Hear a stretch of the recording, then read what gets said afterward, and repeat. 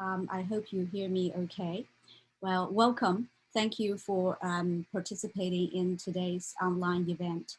My name is Zhang. I'm Associate Professor in the History Department and at Boston College. As Associate Researcher in the Fairbanks Center for Chinese Studies at Harvard University, I convened this research series called Environment in Asia. This series pays attention to all things environmental in relation to China and in relation to generally East Asia, be them historical or contemporary. So our series has just entered the 9th year. So for this academic year, the 9th year, we will kick off this series as we are doing right now with a conversation, by the conversation with Professor Meng Zhang from Vanderbilt University. So apart from today's event, we still have several other exciting events. So if you're interested in joining us in the next several months, please look for our future event on the website of the Fairbanks Center for Chinese Studies. You can Google that. So let me just give you a hint of what's going to happen soon. So on October 13th, we will have a conversation with Professor Ruth Marston from the University of Pittsburgh to talk about her new research on the Yellow River. And on November 5th, we will have a conversation with Professor Ying Jia Tan from Wesleyan University to discuss his new book, War and the Reconfiguration of China's Energy Geography.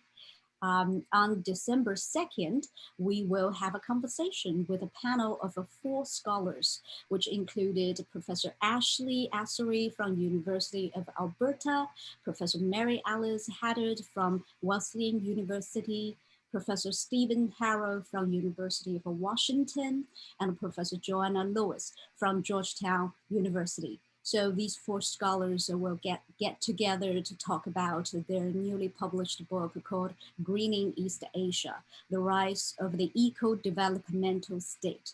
Very important. So anyhow, check out these events on the website of the Fairbanks Center for Chinese Studies. Please pay attention that our events are scheduled for different days, but also at the same time for different timing. So please pay attention to the time differences to these events. So without further ado, let me turn to our speaker today, Professor Meng Zhang. And just as what she just mentioned, this is a very special day. It's the Zhongqiujie, the Mid-Autumn Festival for all of us. So on behalf of my colleague at the Fairbanks Center, so 中秋节快乐 to Zhang Meng and to everybody here listening to our conversation. The past 2 years has been so difficult. We lost many families, many of us lost loved ones, and many overseas Chinese like me and Professor Meng Zhang, we haven't been able to visit our family for a long time. So it has been a very, very, very hard time. So we appreciate your participation. You gave us a sense of community, of companionship. And I particularly want to mention, I really thank Professor Meng Zhang for being with us today on this holiday day, and also a heavy teaching day for her. So without further ado, let me quickly introduce Professor Meng Zhang. She is an associate professor of history at the University of Vanderbilt. She is a historian of late imperial and modern China, with a particular interest in economic and environmental transformation, political economy, and transnational connections in the rise of a global capitalism. So recently, Professor Zhang published her new book called In Timber and Forestry in China, Sustaining the Market, from the University of Washington Press. So if you're interested, please check out this book. And I have my digital copy here. So it's a fabulous read. I really enjoyed it. It generated so many thoughts and questions. And I want to also quickly mention Professor Zhang currently working on a very interesting project, which is about the social life of edible bird's nest, Yanwo. So if you are interested in similar related issue, please reach out to her. So for our online audience, you must have noticed there's a note to you through chat. So if you have questions about this talk, feel free to type out your question in by using the Q&A function. So without further ado, let me turn to Professor Zhang for your talk today. Thank you, Ling, for having me here and for this very kind introduction. It's really a great honor because I have been such a big fan of the Environment in Asia series, and I'm very excited to have this opportunity to introduce some findings from the book. I look forward to your comments and questions, Ling, and I'm sure the audience will have wonderful questions for further discussions. So I will try to keep the presentation within 30 minutes. Okay, so timber, as you know, is really the premodernic equivalent of reinforced concrete, right? It's really the building blocks of Chinese cities. If we think about the iconic architecture in the urban landscape of early modern China and early modern East Asia in general, you know, the theaters, the guild chambers, temples, ancestral halls, or even brothels, restaurants, and tea houses. So all of these were built with timber logs. So the cover design of the book came from a section of this 18th century painting called Prosperous Suzhou. And as the title suggests, it depicts the lively urban scenes with people from all walks of life in this affluent Lower Yangtze metropole. This particular section shows two timber rafts floating into the city, supplementing the material basis of this prosperous era. So if we look at, you know, this photo from the early 20th century, it shows the real life situation of timber logs blocking the waterways in the city of Hangzhou, the nearby city in the Lower Yangtze area. So in response to such booming demand, an interregional timber trade structure developed over the course of several centuries and expanded to cover thousands of miles. By the late 18th century, by my own estimate, this interregional timber market was bringing at least 5 million timber logs annually to the Lower Yangtze region. And if we start from these Lower Yangtze metropoles like Suzhou and Hangzhou, and we trace backward the steps traveled by these timber logs, then we would encounter these much bigger rafts riding the waves of the Yangtze River. We would see, you know, the rafters, the itinerant merchants, sawmills, and then lumberjacks and the very difficult terrains that they had to overcome in the logging process, as this 16th century publication illustrates, called Hardships of Logging. And finally, to the forest lands that were claimed, managed, planted, and transacted by the local dwellers with written contracts like this one from Guizhou in the early 19th century. So the scope of the whole book is this entire supply chain that connected the basin of the Yangtze River, which connected the consumption centers from the Lower Yangtze area to the forested mountains and the valleys of the Gan, the Xiang, the Yuan, and the Han rivers. So all these are the tributaries of the Yangtze River. So this was a system that was sustained by a complex set of institutions in production, harvesting, transportation, investment, transaction, and taxation. So on this map in particular, you can see the little red triangles that indicate the tax stations along the water transportation routes. So the temporal durability and the geographic scope of the timber trading system immediately generate two questions for me, two questions of sustainability. To add some qualification, I'm aware that sustainability is a buzzword, and it has come to be criticized for its limitations as a policy objective and as a theoretical framework. So the book itself talked a little bit more about these issues. But for this study, I use sustainability in the weak sense of sustained yield and socioeconomic relationships. And for that purpose, I think it is still an appropriate term for me. So the first question is how to sustain a reliable supply of timber. Were there effective institutions for forest management? If so, what did they look like? And the second question is how to sustain a the second question is how to sustain a business network that spanned more than 1,000 miles. Were there effective institutions for market activities? And so these would be institutions to enable transactions between strangers. So the first question brings this project into the literature of forest history, common pool resource management, environmental governance. The second question brings in the literature on institutional economics, the so-called new institutional economics, right? Trade, diaspora, and commercial capitalism.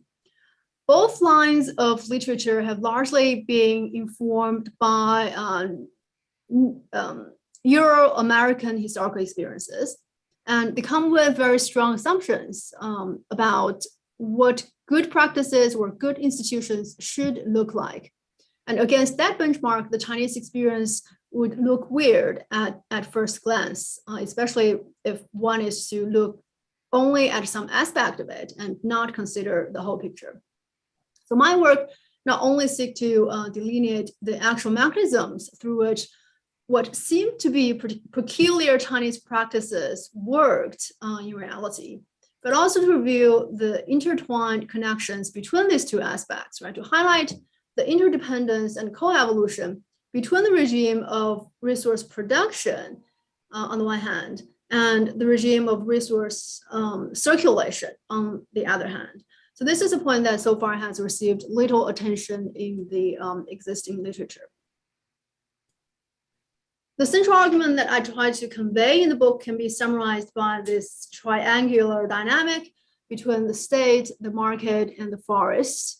So to portray this big picture, I'm using these terms here as a shorthand, while in reality, each one denotes not internally coherent entities, but as the book shows, the state, the forest, the market are each very complicated. They represent very complicated idiosyncrasies.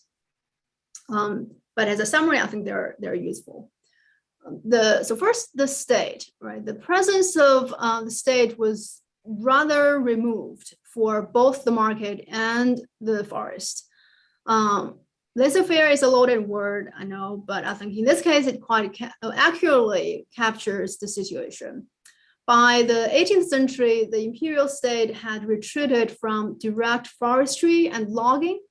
It had come to depend on market procurement to meet its own timber demand for the construction of palaces, for the construction of imperial mausoleums, and so forth.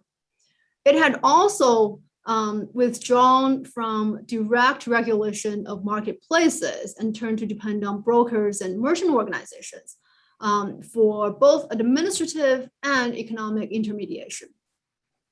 Furthermore, the quota of timber tribute demanded by the central state from the territories within the Great Wall annually was in total a little bit more than 7,000 logs, which was minimal compared to the annual market capacity of 5 million and more logs.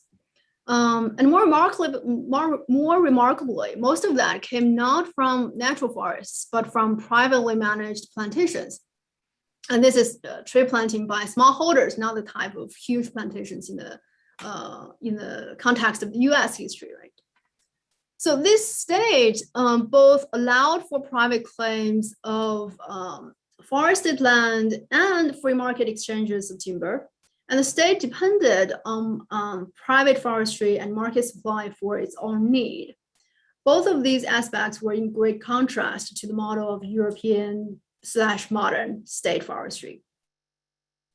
Now, moving on to the second node, the most remarkable feature during the late imperial period and other wonderful works that have been published recently have shown this, like Ian Miller's book, which covers the period before the Qing. So we now have good information that during the longer late Imperial period, there emerged a complicated system of market-oriented replantation of timber across the broad regions to the south of the Yangtze River. This development was a very important countercurrent to the overall trend of deforestation in the face of tripling population growth during the Qing dynasty. So I will share, so to get into it, I'll just share this anecdote from the early 20th century. Robert Dollar, who was a San Francisco-based lumber magnate, who specialized in the trans-Pacific trade of lumber from the Pacific Northwest to East Asia. He was conducting some business trips in China, around the Yangtze River. He encountered the big timber rafts floating down the Yangtze River, and he made some remarks about China's domestic timber supply and what it means for his business. So he said, for a long time, I thought, when they were cutting such small timber, they must be nearing the end of their supply. But on investigation, I find that whenever a small tract is cut off, it is compulsory to immediately reforest it by planting the ground over with small plants, and that in a couple of decades, a full crop is again ready for cutting. This is quite an improvement on the American mode of cutting everything down and doing nothing to reproduce. This Chinese model of reproduction will give them an everlasting supply of small timber. And he adds, would it not be well before it is too late to take a leaf out of the Chinese book of knowledge, even though we think we know so much more than they? And for his own business, the implication is that the Chinese demand for the Oregon pine exclusively call for the huge types, right? So for the smaller varieties, China had depended on its domestic supply. So this reforestation practice, so admired by Dollar, was certainly not universally practiced in China, right? But it was indeed true that in some places, especially in southern China, replantation was routinely practiced. And a close examination of this reforestation regime serves to question the validity of a very simplified linear model of change, right? You have urbanization, commercialization, and then demand for timber, and then deforestation, and then you have to have the state stepping in to have some preservation policies with state forestry. So that is a very linear model of change that this study serves to challenge, so that we can get at a more finely grained history. We could draw valuable insights from these instances of more or less successful attempts at mitigating the often conflicting demands of environmental stewardship and economic prosperity. Although this is not a perfect solution, but I think we have the opportunity to draw some valuable insights from this historical experience. So I find a common set of forestry practices across the broader regions to the south of the Yangtze River, despite very different, sometimes very different local conditions. They included, these key features. So first, they had private instead of state ownership of mountain lands. Second, they had a rotational planting of timber trees for sale in the market. And lastly, and most importantly,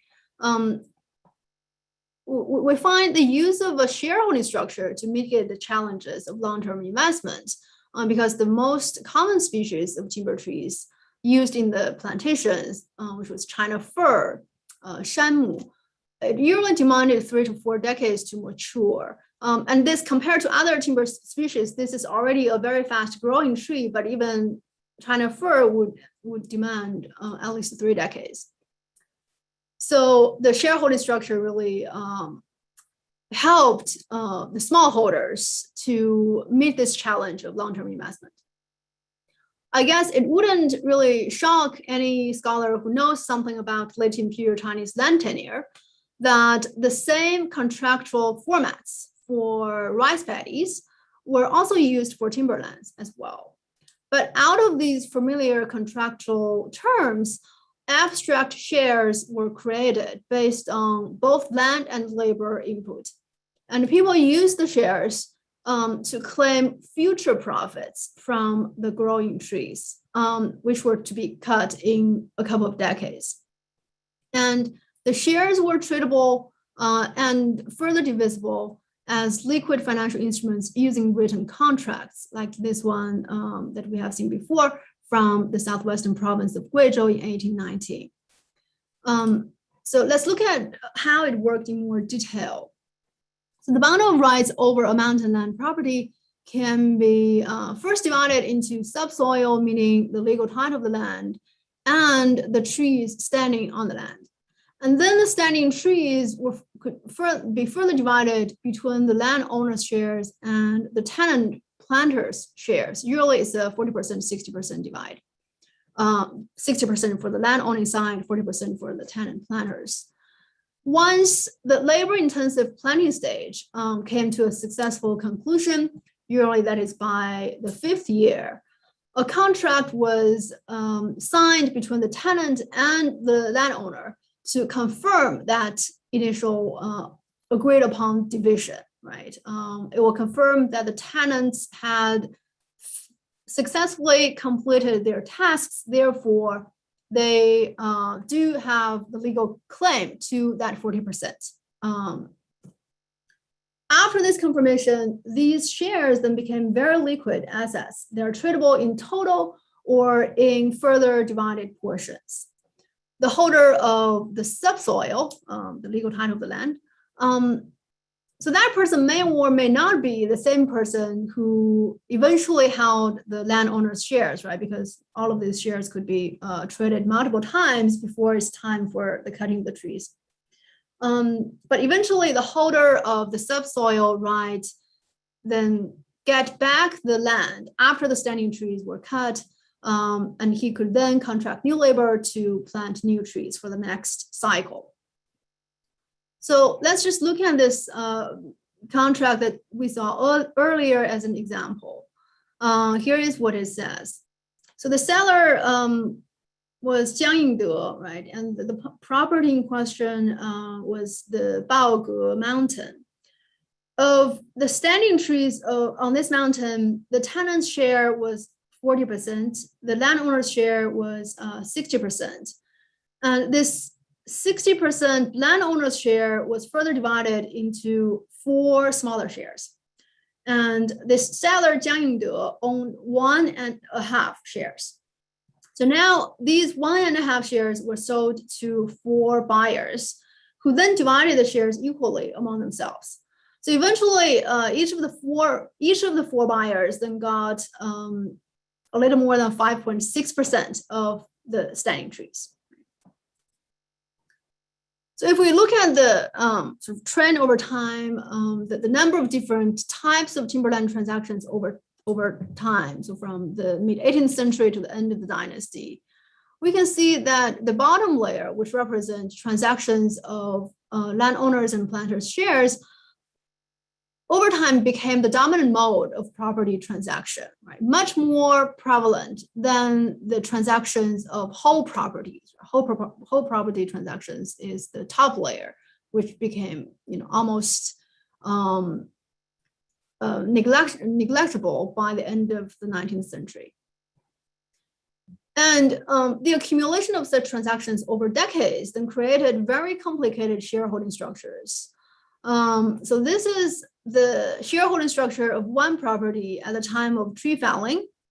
We don't have to go into the details here, but we can simply get an idea of how many people came to get a slice of the cake in the end. And if the shareholding structure on one single property could get this complicated, we can imagine the social network that a person could get involved in through such transactions of shares over his lifetime, right? I can talk more about the social network of a particular landlord in the local communities during the Q&A if people are interested in that aspect. So now we have seen how smallholder market-oriented timber plantation could be possible in the long run, thanks to the creation of abstract shares.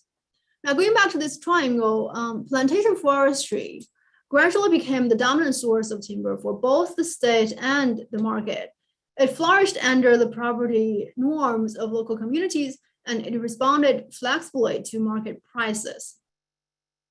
Lastly, the market was interregionally integrated, and it is also decentralized, satisfying the demands of the state and the private sector and channeling funds into forestry. What I want to stress is that if forestry was important to satisfy the market was equally important for that particular form of private forestry as practiced in southern China, right? Because profit along the supply chain translated through multiple layers into incentives on the ground for reforestation. When this chain of exchange and profit was challenged or even cut off, as was increasingly the case in the early 20th century, with domestic turmoil and foreign invasion, we don't see natural forests growing back, right, thanks to slacking demand for timber, but rather the abandonment of timber replantation in favor of other kinds of cash crops or subsistence farming, like growing maize and potatoes and so forth, which could lead to serious environmental problems on the hillside. So if resource sustaining institutions, by this I mean the replantation forestry, if that had been important for forestry, then under this general framework, market sustaining institutions were equally important to make sure that money eventually goes into forestry to keep the people on the ground going and continue to invest in this industry. So the timber business was a long-distance bulk trade that ran on short-term credit. So like other trade of this nature, right, long-distance and credit-dependent, it was haunted by the risks of default and information asymmetry. So in such a business among strangers, it could be difficult to, for example, determine if a potential customer is financially solvent, if this is a reliable person to whom you could then allow him to make a purchase on credit and believing that in 4 months, this person will deliver the money owed to you on time, right? So that's a risky matter. In combating such risks and in trying to enforce contracts, the complementarity between formal and informal institutions played a very big part. So first we have merchant organizations, in this case, mostly timber trade associations. Most of them would start as a native place association for timber merchants from a particular locality, say timber merchants from the Linjiang prefecture of Jiangxi. They probably form association of their folks. It is likely that over the course of the 19th century, some of these very localized associations would expand their membership to include more people, maybe from nearby counties or from the same province. So we see that integration, that expansion happening in the 19th century. These organizations regulated business norms and used reputation mechanisms and internal information sharing to punish the breaching party. And then chambers of commerce was a later addition to the set, right? It came into the picture from the first decade of the 20th century. The chambers of commerce enhanced cross-regional communications with its national network because it is a semi-formal institution. And it served to formalize the communication between merchant organizations and the court system, which such communications had long existed, but through the chambers of commerce, it became a more formalized platform. And then the court system recognized and enforced business customs, and they enlisted the support of these other two in adjudicating commercial disputes. In the interest of time, I won't go into details for each of these institutions. Instead, I want to share a simple dispute case to just illustrate how they worked together. I'd be happy to talk more if you are interested during Q&A. So this is a fraudulent bankruptcy case that involved players in Shanghai and in the Yongjia County of Zhejiang. The two places are about 300 miles apart, so it's just a 5-hour drive today. But at the time, it took more than a week for timber transportation along the river. So please just pay attention to the flow of information rather than the specifics. It could get a little bit complicated. But I use the green line to represent timber, the red dash to represent if someone owes money to another person, and the concrete red line represent the flow of money, and the black line represent if there's a initiation of a communication, a request sending in a particular direction. All right, so it started with a transaction that happened in Yongjia. Lin Zhensheng bought timber from Liu Zhenfeng on credit. So timber flows from Liu to Lin, while Lin is in debt to Liu. Right? But really, this is a fraudulent case, meaning Lin had no intention to repay the debt from the beginning. Rather, with these and many other unpaid debts, he announced bankruptcy, and he absconded with the timber to Shanghai. And he sold the timber to two Shanghai stores, Yinji and Shengdalong. So the two Shanghai stores are now in debt to Lin.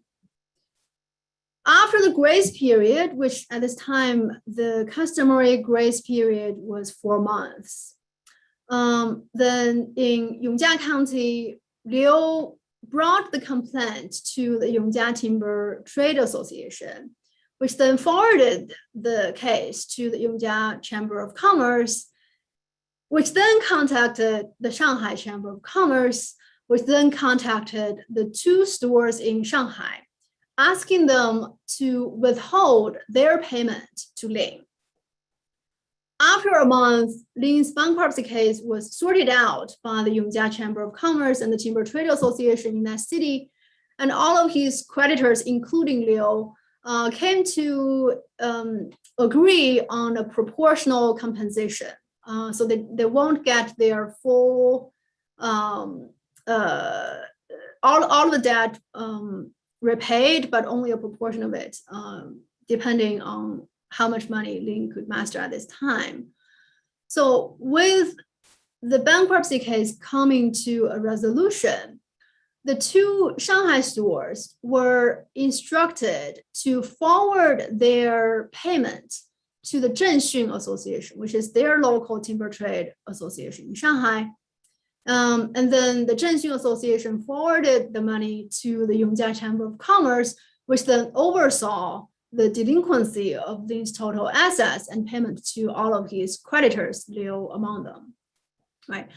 So this was a relatively simple case, and it was resolved successfully without even going to court.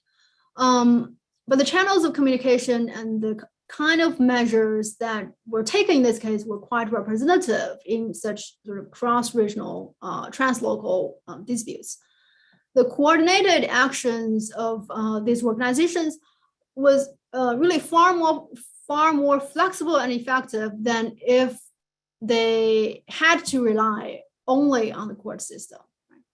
So in this case, for example, by having the two stores in Shanghai hold on to the money payable to Lin until further instruction, the trade associations, of course, representing the interest of the creditors, effectively froze part of Lin's assets. Right? So the right to dispose of the frozen money was entrusted to a third party, the Yongjia Chamber of Commerce, to make sure that Lin's residual assets would be fairly distributed among all of his creditors according to their agreement.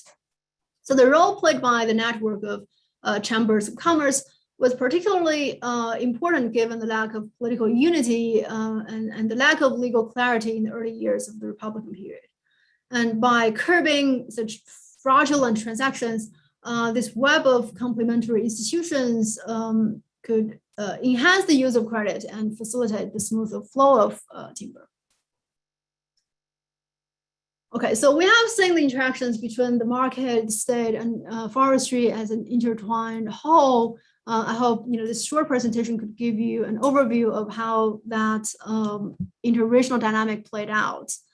The timber trade system was open and profitable to diverse groups of players along the supply chain, from the mountain owners and planters to the rafters, itinerant merchants, and to the brokers and retailers. The state retreated from direct forest management and market control, but relied on indirect means to procure materials and to monitor market activities. Then the market's sort of merchant organizations and layers of formal and informal platforms of contract enforcement then provide the channels to resolve disputes and encourage faithful transactions to the extent possible. And I should add that this is not unique to the trade of timber, but widely applicable to long-distance trade in China during this period. So the system's quote-unquote sustainability in both the sense of sustained timber yield and sustained socioeconomic relations then depended on the smooth circulation of trees, people, and credit. Right? So obstruction to any segment of this cycle, whether it's a blocked transportation route or it's a financial crisis that eroded the merchant's working capital, leading to bank runs. So all of these obstructions would ultimately factor into the decision on the ground of whether to cut the trees and whether to replant them for the next cycle. So to call this system sustainable should not be read as an unabashed call for deregulation or privatization, right? This is not an argument that the late imperial Chinese model of private forestry was better than the model of state forestry. Although I do hope to challenge that, often assumed sort of superiority of the state forestry model. But rather what is really important, and I want to stress, is that the label of the ownership or regulation regime, whether we call it public or collective or private, matters much less than how well the specific dimensions work together.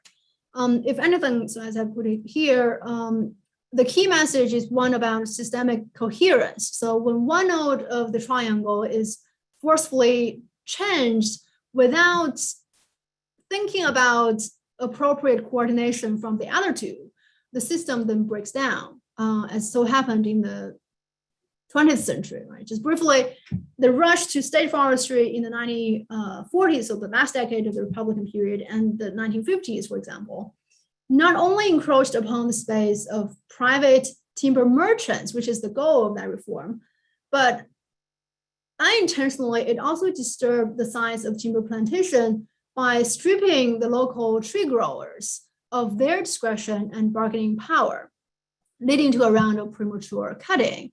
And then between the 1950s and 1980s, radical and frequent policy changes in the socialist era then defeated the community's confidence in the security of their holdings, even when sometimes the new policies were in their favor, but they don't have enough confidence in that new policy.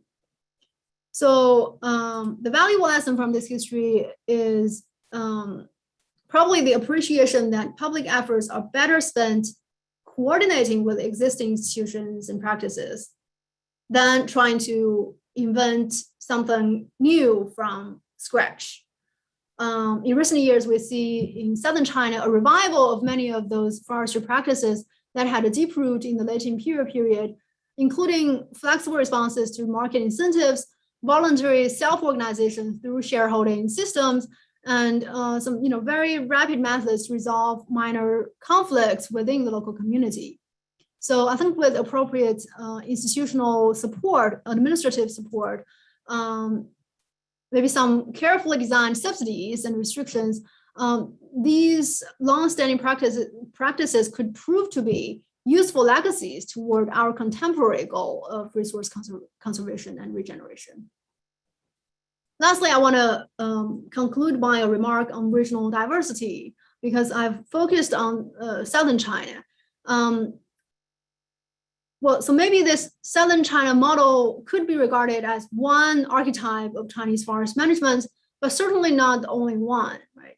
If, for example, one hopes to find in Chinese history historical precedents that resemble the ideal type of modern state forestry, or even traces of preservationism, the best candidate, although not exactly not an exact match, but sort of the best candidate would be the Qing policies toward the forests beyond the Great Wall, right?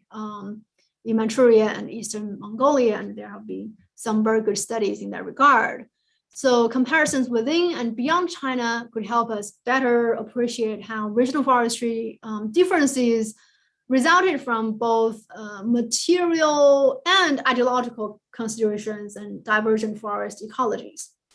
I will stop here and look forward to your comments and questions. Thank you. Thank you so much, Zhang Meng.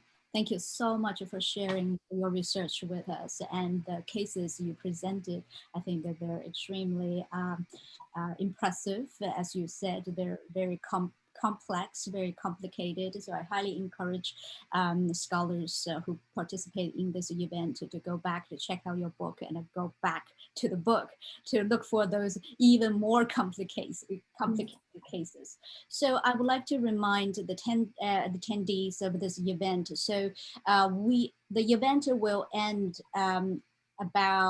I think about 35 minutes. So we will have a little bit time for Q&A. So if you have any comments, any thoughts, any questions, please share them with us through the by using the Q&A function. So, but before let's give our audience a few minutes to formulate their comments. I will actually want to put in a request first here, Mom. So I'm really grateful that you talked a little bit about what happened in early 20th century and also mid 20th century, right? So kind of a legacy plus the breakdown of the late imperial, this timber economic model. But would you please go back in time actually to break down this lengthy late imperial time for us a little bit, right? I believe you talked about the Song period, and then this economy was matured in the 16th century and then got into the Qing. And you also wrote about, it seems many times, Taiping Rebellion was a huge issue in this long history. And the end of the Qing, the Republican era, seems a lot happened. And I just feel like it would be great if we add a little bit more, temporal nuance. That'd be wonderful. Yeah. Yes, absolutely. So, well, the focus of the book really has been the 18th and 19th centuries. I do try to sort of look at the development of these practices in the preceding centuries. So even in the Southern Song, we see the development of commercialized forest reforestation in the hilly areas of the Lower Yangtze region, right? So that is to supply the Southern Song capital of Hangzhou. Gradually, I think we can sort of have a timeline to trace the spread of such practices from the Lower Yangtze region, Anhui, the mountains in Anhui and Western Zhejiang, and then spread to Jiangxi. So that process is certainly discernible by the mid-Ming. And then eventually getting to the Southwest, so in Hunan and in Guizhou, merchants started to come into these regions for cutting from the extraordinary natural forest in this region in the early 17th century. And then after the cutting of natural forests started to practice reforestation. So for example, the farthest segment of this practice in the eastern part of Guizhou started to mature by the late 18th century.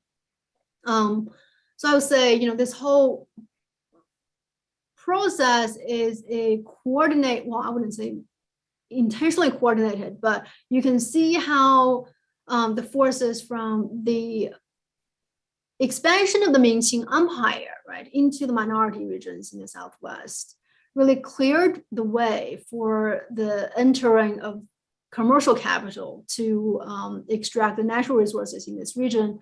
And then the same merchant capital provided the seed money for the cultivation of these, the regeneration of these resources in the later decade. And this dynamic first happened in the eastern provinces and by the Ming in the middle Yangtze, and then by the Qing in the southwestern provinces. Thank you for sharing this big picture. I think it helps our audience here. So we are looking at several questions here. So Meng, would you like to go to the first question? I think is raised by Professor Chris Atwood. So sorry, should I go to the Q&A, right? Not the chat box, but the Q&A.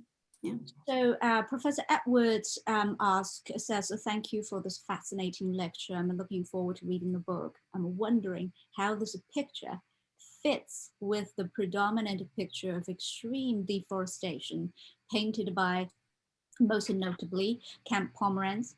Is this picture of a deforestation more relevant to North China? If so, can you tell us why that sharp divergence between North and South came to exist? Mm-hmm. Or is this picture of deforestation just wrong? If so, how did that mistaken view happen? Well, this is a great question and a very complicated question. Thank you very much for that. I would say, I wouldn't say the deforestation picture is wrong. It is actually still a correct depiction of the big picture, right? We see forest coverage, whether that forest is natural or man-made, the total forest coverage in China during the Qing Dynasty did shrink. A lot of that is the result of reclaiming forest into agricultural land, right? The demand for timber played a role in it, but I would say it's a secondary role compared to the demand for agricultural land from the booming population. With that said, I also want to emphasize that the growing of trees is really for timber, right? So for the type of large construction materials to be transported over long distance. So for example, in Ken Parman's work, when he talked about deforestation, deforestation had created a fuel shortage. So that is a key area in which we could detect that, the forest in this area had been gone and people don't have enough like branches for fuel. But even when man-made reforestation could meet the demand for timber, it never became worthwhile to transport fuel, to transport wood to be used as fuel over long distance. It's simply, not cost efficient enough to use that valuable product of 30 years waiting time to be used as fuel. Right? So even with the southern China, even with the commercial plantation in southern China flourishing, it couldn't really mitigate the fuel shortage problem in faraway places. So North China did still have a problem with fuel, and because it's deforested, it's not resolved. North China is not as dependent on timber as a construction material as southern China. So bricks were used more widely in the north. Timber was used for more sort of high scale building or for the main structure of the building. Right, so that's where deforestation and that sharp difference between north and south. So really, by my period, the north had long been deforested. I guess the same could be said for the lower Yangtze region as well. So I guess this is not entirely a north vis-a-vis the south, probably more a contrast between the centers of population and cities in the east vis-a-vis the more the later developed western regions. Thank you, Meng. And if you allow me to interrupt here, this reminds me of last bit of your conversation, your talking about the spatial movement of the timber industry and movement of the merchants organization. So in a sense, if we're going to talk about deforestation, we need to add a mobility into the motion into the conversation too, right? So it's nothing static. So great. Thank you. Let's move on to the next question. From our audience, Zhang Zhu, what were the impacts of commercial forestry on rural communities who used to have access to natural forests for firewood, for food, for herding ground, etc.? Right, that's a great question. So the private claims only applied to the timber trees. So the village community would still have their exclusive common access to the forest land for collecting branches for fuel or collecting mushroom and herding their animals. So these features of sort of common pool access to the land is still shared by the village community, no matter who actually owns the trees. If you don't mind, I want to insert a sentence again here. So I'm very impressed by the ways in which you talk about the measurement, the development of the knowledge in regard to timber. So how to define timber, how big a lump of wood can be defined as timber, right? So volume plays a great role in terms of the development of specific measurement. So in this sense, I think into this question and to your answer, very important thing is we need to talk to differentiate different varieties, different categories of how human consider as wood. So firewood and a timber, they are drastically different thing in terms of their scale, in terms of purpose, how they use, right? Yeah. So I think this is relevant to your answer to this question. So everybody, please pay attention to this part of the book. It's really fascinating. Right. Okay, let's move on to Professor Jean Anderson's question here from UC Riverside. Loved your book and so happy to see you in person. Now, how much self-conscious scientific management of the type Joseph McDermott, who happened to be my advisor many years ago, describes for Song was around in Qing Dynasty? Now, I actually struggled with this question a little bit because I feel like my depiction of this system is really sort of trying to extract a structure from all of the contracts, right? To sort of rationalize what they are trying to do.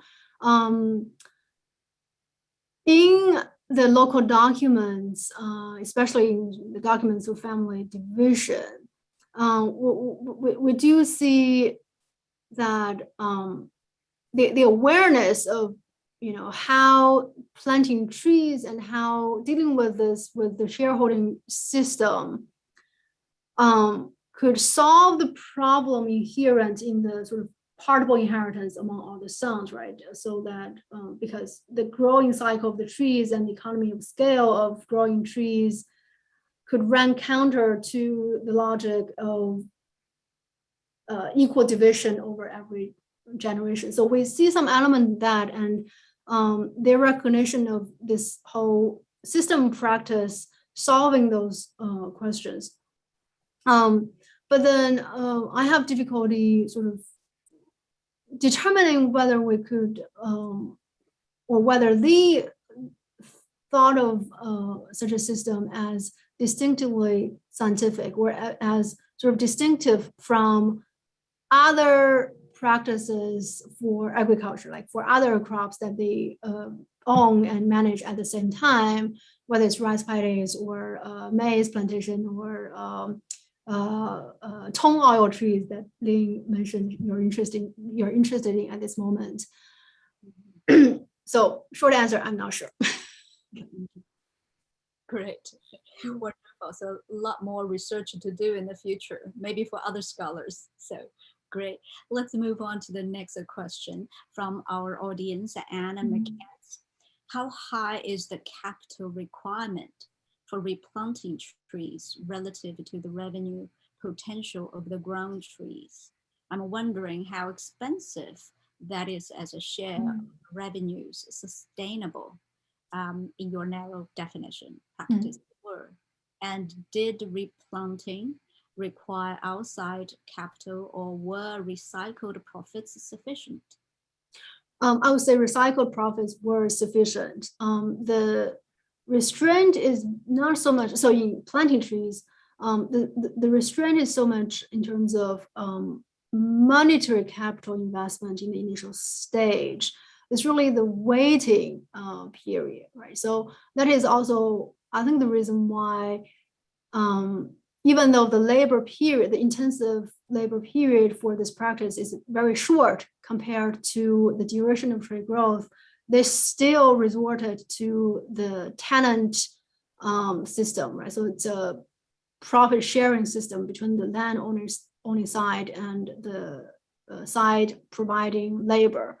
If we can sort of hypothesize, imagine a different situation that if there is really abundant capital in the planting stage, it might be more profitable for the land owning side to hire wage labor instead of promising the tenant labor that you could share in the final profit. So I think, financial capital is less of a restraint than the need for some intensive labor in the initial years, plus that very long waiting period, which is the time value of money, right? Meng, do you mind I interrupt here a little bit, just insert a few lines? So one thing when I was reading your book, one thing I found extremely interesting, which you mentioned twice here and earlier in your talk, that is how to bring different temporality into our understanding how economy, how a human society or a natural environment actually functions. And I think this is extremely important lesson for those of us who conduct environmental history.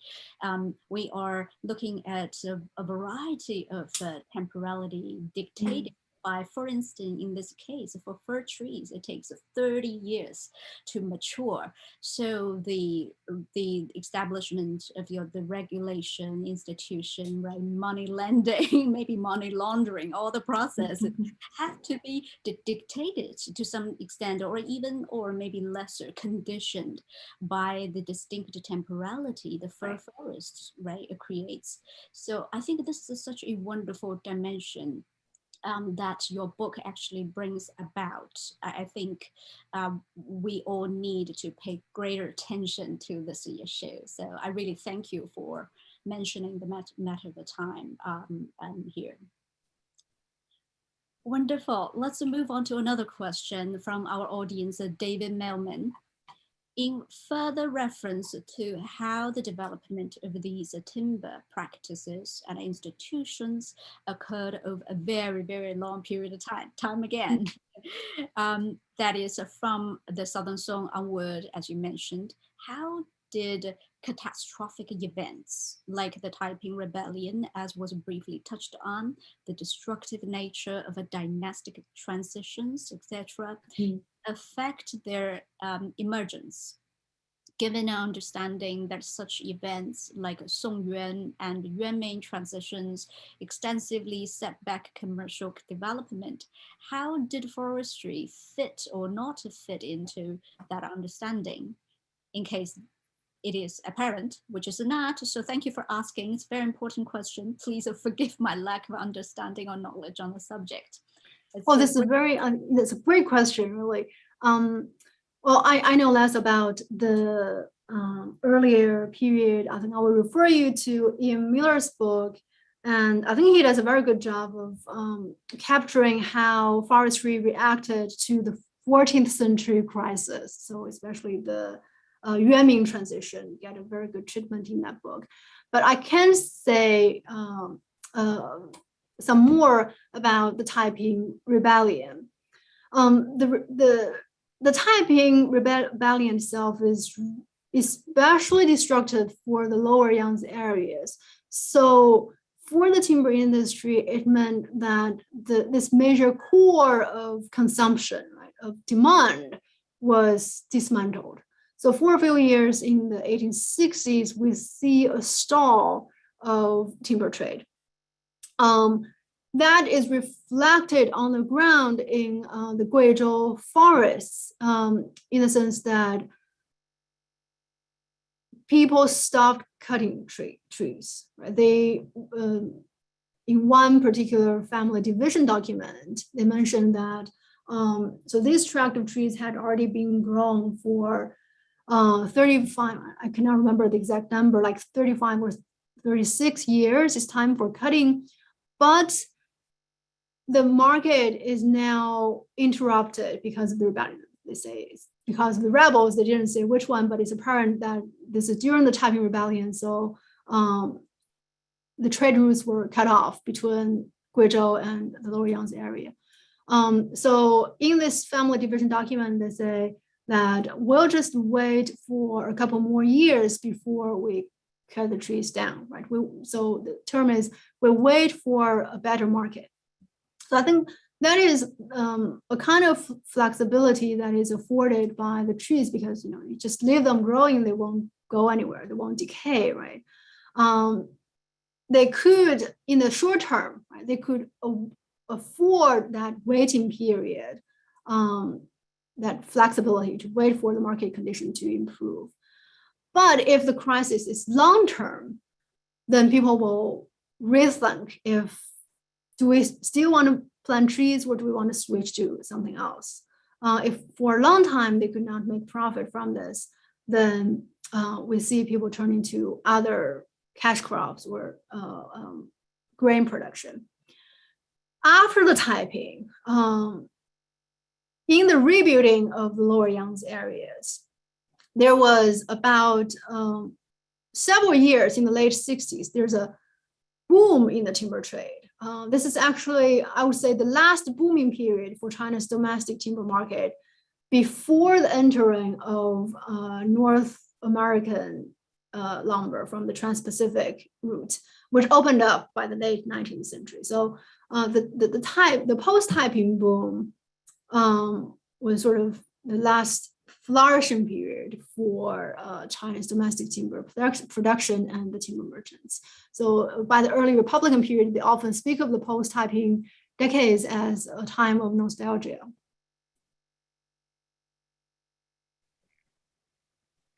Okay, this is so fascinating. If we have time, but I wonder if we're going to have time or not. But if we're going to have time later, Meng, I would like to hear from you a little bit about the import of foreign timber and competition. But let's leave it to the very last. We have an anonymous attendee send in a question. Said, I really enjoyed the presentation and look forward to reading the book. In the talk, and if I remember correctly, in the late period China article, the tradability of shares is stressed, but I'm having a hard time envisioning what this means and how were planters or landowners' shares sold networks, well-developed markets to local merchants or merchants involved in the timber trade. Could locals invest in timber shares? What do we know about the market for sales of shares? Thanks. Oh yeah, it's not anonymous. Yes. Thank you. Okay, Pat, thank you for the question. The sales of shares, so both the tenant planter shares and landowner shares, were mostly local. So That is to say, the shares still circulate among mostly within the same village, but also sometimes to a lesser extent involving nearby villages. But it rarely go beyond the same township, right? Merchants sometimes want to get their hand into the timber shares so that they could secure their supply, but merchants typically, if they do that, it is usually approaching the time of timber harvest already. So that is to say, they might get in now, and the timber is due to be cut in a couple of months or at most within a year. Okay, so I don't see the shares as a means for merchant capital to really get involved into the side of timber production. Planters, usually there is a provision in the contract that if the planters were to sell their shares, they should ask the landowners if they want to buy it first. So the owners of the legal title of the land have the right of first refusal. But beyond that, there is no restriction to who they could sell their shares to. So some big landowners in the Eastern Guizhou area, there are a couple of big surnames like the Zhang and the Long. The Jiang in particular came to have shareholdings in very broad, so across several counties, in adjacent counties, they have shareholdings. But still, it is not a sort of national or even regional market for the shares. It's still a pretty localized phenomenon. Thank you, Meng, for answering the question. And actually, I would like to piggyback on this question a little bit. So your talk on your book gave us an impression that commercial economy here, specifically centering on timber trade, extremely prosperous, and the trans-regional, inter-regional trade, right, transportation based on water channels were extremely robust. So this fit into our general conventional understanding of the boom of commercial economy in late period China became before all the other bad things happened, right? So I have a question though, and related to this last question. So who could participate in this prosperous, trade network? Who basically fell out of the market, whose livelihood was squeezed? For instance, what are the people? So who didn't, enjoy, didn't get rich in this? Well, I think in this whole network, if I were to name a group of people who lose out in the system, I think the rafters probably had the most difficult time, right? So these are the people who see to the transportation of the timber logs across this whole network. They would accompany the roughs, and at certain transshipment centers like Yueyang and the Boyang Lake, then they would also refasten the smaller rafts into bigger ones to survive the Yangtze waves. I think, in a sense, these are the mobile temporary workers of that time, right? If you think about migrant workers in contemporary China, I think the rafters were their corresponding party in the latent period in this particular business. So they carried out most of the very difficult works of logging and transportation, and they spend most of their time on water. They get paid a very minimum wage. They don't get to take a share from the profit. So even compared to the tenant planters who then could claim a share and have the flexibility of selling their shares to other parties that are interested in this, the sort of the migrant workers seem to have a more difficult time, in my opinion. Great. Yeah. Yeah. Can I push a little bit here, even but more? So you mentioned southwestern part of China, Mhm. and the trade extended to Guizhou, Yes. those traditionally frontier regions. And so what happened there? So this kind of a booming economy, benefiting often foreign, not foreign, but outsiders, Mhm. the merchants, brokers. So what happened to local, let's say, indigenous minorities Mhm. experience, this incoming of a new economy? Do you see Yep. anything interesting there? Yeah. Well, first, I would say that what I say probably won't apply to the whole minority region in the Southwest, because this is only a portion of that, and I'm only looking at forest land and participant in the timber business.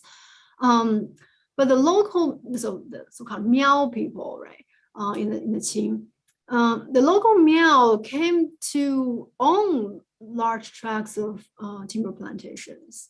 Um, so this is the Qingshui River Valley. Um, at least here, we don't see the phenomenon that we find in other places of the Miao region, that Han coming in and came to grab the land from the Miao. In the timber business, they seem to be very able to hold on to the land, and they employed new migrants from Jiangxi and Hunan as tenants. So most of the tenants were actually locals, but a small portion of the tenant planners were new migrants from these other provinces. These were Han.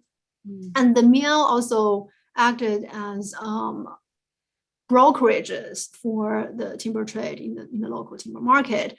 And for a long time, the Qing state was, so the local government, provincial government was very worried about the kind of ethnic tensions from Han merchants coming in. So they had, for a very long time, this policy that only the Miao could act as timber brokers in this frontier market. So the Han could not go beyond a certain point. They would have to trade through the Miao intermediaries, and the Miao mountain owners also backed up these Miao brokers when the Han did try to bring a suit in court and say, we also want a timber brokerage license. But then eventually the case was judged still in favor of the Miao for them to keep this license. This ethnic dimension into this research is really fascinating. So I wish we could talk more, but let's leave it for future. I would like to remind our audience, we will close in 5 minutes. So if you have any more thoughts, questions, please rush in. Otherwise, I'm going to take advantage of the rest of 5 minutes. But before they start forming their thoughts, Meng, can I encourage you to share with us a little bit more about how you deal with the materials, all these local sources? As you mentioned, Qingshui Jiang, the Qingshui documents, the Huizhou documents that Jeremy McDermott and also Ian Miller relied on a lot, right? So can you say something about, how do you use them and the challenge of them? Right. That's a great question, because so with these local documents, whether it's from Qingshui River or from, we have a lot more in Huizhou and also in other parts of the Lower Yangtze region. And especially now in China, there are institutional effort at digitalizing them and putting the sort of key variables from the contracts into a database. I initially thought it would be easy because I could just rely on the database provided by these publishing institutions. So that will tell me, who is the seller, who is the buyer, what is the price, what is the location, and the title of, so the type of the contract that we can get from the title. But then I came to realize that the title really, so the first sentence of the contract really don't tell us about the exact nature of that transaction.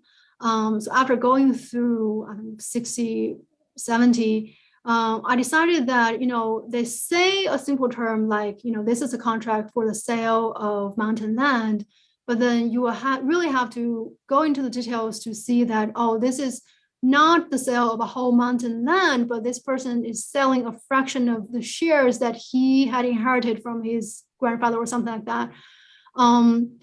So it is, I think it's important, even in this digital age where when we can rely on a lot of the database, it is still very important for us to actually read deeply into the text and come up with our own categories that make sense for the research in question. What a great lesson, and thank you for sharing. I think I experienced that too. So wonderful. You have to do that painstaking, hard work, right, through years. Thank you, Meng. Thank you so much for sharing your work with us, and also I think your insights benefit everybody, and it's certainly me. So thank you, especially you have to, you give the talk between two teaching classes. So really appreciate. We look forward to future conversations in other opportunities. And thank you our audience for being here, and please follow us and check out our future events by Googling Fairbanks Center for Chinese Studies, Harvard University. You can check out all amazing events there. Thank you for spending time with us. Everybody have a happy 中秋节. Okay. Thank you so much. Really enjoyed the conversation, and I hope don't hesitate to get in touch with me if you want to talk more. And as Lynn said, have a great Mid-Autumn Festival, and I look forward to the following events at the Fairbanks Center. They certainly look really wonderful, and I look forward to them. Great. Have a great day, Zhang Meng. We'll be in touch. Thank you, Lynn. Bye.